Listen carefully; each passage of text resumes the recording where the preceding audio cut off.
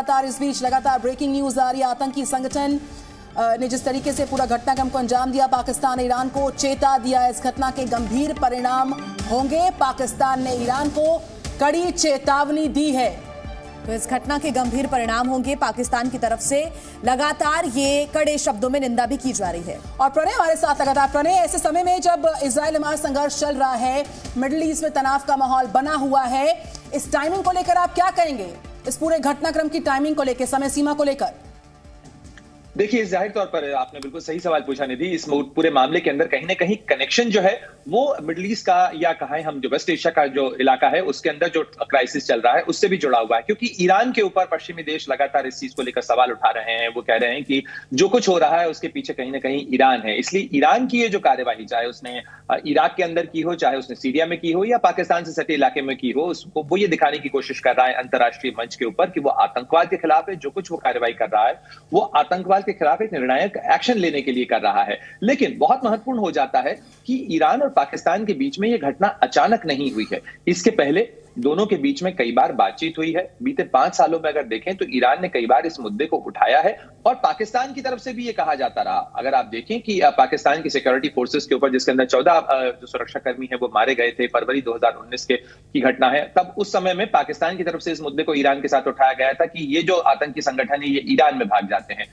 लेकिन इस पूरे इलाके के अंदर दोनों के बीच में सहमति बनी थी कि कार्रवाई की जाए। कार्रवाई नहीं हुई, इसलिए अब जैश अल अदल ये जो संगठन है, जो कि बलोच संगठन बताया जा रहा है, हालांकि इसके बारे में बहुत डिटेल्स उपलब्ध नहीं है, लेकिन इस संगठन के खिलाफ ईरान ने कथित तौर पर कार्रवाई की है। लेकिन ऐसे में ये कार्रवाई करना ही अपने आप में बहुत बड़ा स्टेटमेंट होता है, क्योंकि किसी एक देश की सीमा के अंदर किसी दूसरे देश के खिलाफ आतंकी घटनाओं को कार्रवाई का अंजाम देने वाले अगर संगठन पनाह पाते हैं तो उसके बाद उनकी मजबूरी हो जाती है कि ऐसे संगठनों को अपनी सुरक्षा यानी अपने सेल्फ डिफेंस के लिए कार्रवाई की जाए।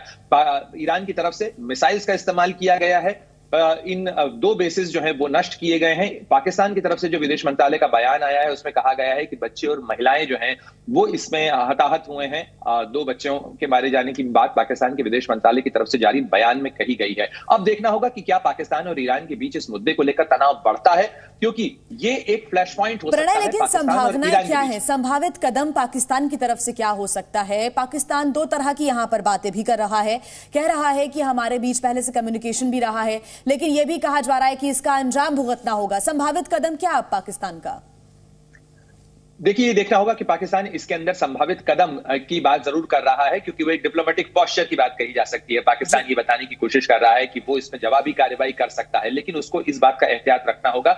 ईरान के साथ उसके इस्लामिक वर्ल्ड के बहुत सारे रिश्ते हैं। OIC का सदस्य है पाकिस्तान और ईरान दोनों ही। इसके अलावा 900 किलोमीटर की दोनों के बीच में बॉर्डर है। एक नया मोर्चा खोलना पाकिस्तान कतई नहीं चाहेगा, वो भी ऐसे में जबकि उसके यहाँ पे 8 फरवरी को चुनाव होने वाले हैं। इस समय दावोस के अंदर जो मुलाकात हुई, जिसकी तस्वीरें हम जी न्यूज पर दर्शकों को दिखा रहे हैं, ये मुलाकात जो है ईरान के विदेश मंत्री आमिर अब्दुल्लाहियान और जो पाकिस्तान के कार्यवाहक प्रधानमंत्री हैं अनवरुल हक, उनके बीच में मुलाकात हुई है। लेकिन आप देखिए कि एक तरफ ये मुलाकात होती है, यानी डिप्लोमेटिक चैनल से बातचीत भी हो रही है, दोनों के देशों के जो नेता हैं वो मुलाकात कर रहे हैं, लेकिन दूसरी तरफ ईरान को कहीं ना कहीं ये लगता है कि ये बातचीत नाकाम है, ये बातचीत नाकाफी है, और इसलिए उसे अपनी हिफाजत के लिए कहीं ना कहीं इस तरीके के मिलिट्री एक्शन को लेना उसकी मजबूरी होगा, और तभी ईरान की तरफ से इस तरीके की कार्रवाई की गई है।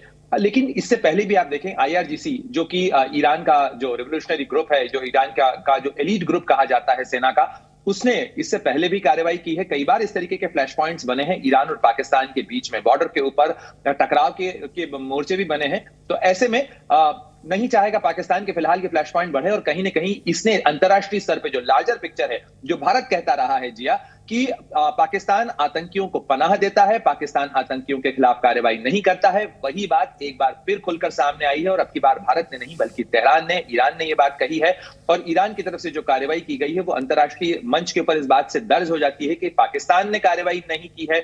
इसीलिए ईरान को अब मजबूरन अपने यहाँ आतंकी हमलों को अंजाम देने वाले आतंकी संगठनों के खिलाफ जिस तरीके से ईरान के हमलों से पाकिस्तान की बौखलाहट खुलकर सामने आ रही है, सतही मंच पर हम देख पा रहे हैं, बयानों में सुन पा रहे हैं, हमारी संप्रभुता के उल्लंघन की बात कर रहा है पाकिस्तान, तो जिन गंभीर परिणामों को भुगतने का भी जिक्र पाकिस्तान कर रहा है, उसका अंतर्राष्ट्रीय मंच पर लॉन्ग टर्म इफेक्ट आप क्या देख पाएंगे अगर ऐसा हो जाता है तो? देखिए, पाकिस्तान अगर अपनी सॉवरेनिटी या अपनी संप्रभुता के उल्लंघन की बात करता है, ईरान के पर कोई जवाबी कार्रवाई करता है, तो ईरान और पाकिस्तान के बीच में युद्ध छिड़ सकता है। क्योंकि अगर कोई देश ये कहता है कि इसकी संप्रभुता का उल्लंघन हुआ है, आप किसी भी देश पर अगर मिसाइल लॉन्च करते हैं और उस चीज को स्वीकार करते हैं, एज अ स्टेटमेंट आप कहते हैं कि मैंने मिसाइल से अटैक किया है, तो ये बाय ऑल इंटरनेशनल नॉर्म्स ये एक तरीके से ऐलान जंग होता है अगर इस तरीके की कार्रवाई की जाती है तो। या आप किसी जगह पे एयर स्पेस वायलेशन करते हैं, आप हवाई हमला करते हैं, तो ये एक स्टेटमेंट ऑफ प्रोवोकेशन कहा जा सकता है और उसमें पाकिस्तान अगर जवाबी कार्रवाई करता है तो दोनों के बीच में टकराव बढ़ सकता है। लेकिन ये देखना होगा कि क्या ईरान और पाकिस्तान इस मामले को कूल डाउन करने की कोशिश करते हैं। उसमें कहीं ना कहीं ईरान की तरफ से जैसे सोशल मीडिया पर पहले पोस्ट किया गया और अब ईरान की तरफ से एक संयम बढ़ता जा रहा है। ईरान ने सोशल मीडिया को पोस्ट हटा लिया है। ईरान कहीं भी उस स्टेटमेंट को प्रोवोक करता हुआ, उसको बढ़ावा देता हुआ फिलहाल नजर नहीं आ रहा है। ईरान और पाकिस्तान की तरफ से क्या बयानबाजी होती है, खासतौर से पाकिस्तान क्या कदम उठाता है, इस पर भी हमारी नजर रहेगी। प्रणय, फिलहाल शुक्रिया तमाम जानकारी के लिए।